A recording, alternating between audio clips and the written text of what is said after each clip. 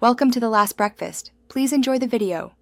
In this video, I will explain how to connect your PlayStation 4 to Wi-Fi. First, power on your console and head to the main home screen.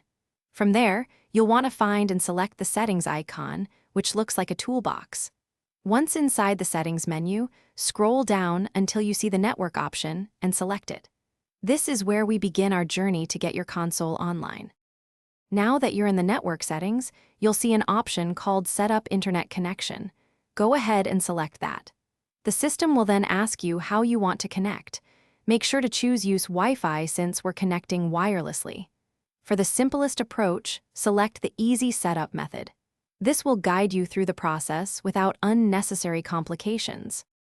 After choosing the Easy Setup, your PlayStation 4 will automatically begin scanning for all available Wi-Fi networks in your area. A list will appear on your screen.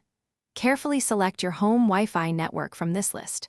Once selected, you'll be prompted to enter your Wi-Fi password, also known as the security key. Type it in accurately to proceed to the next step.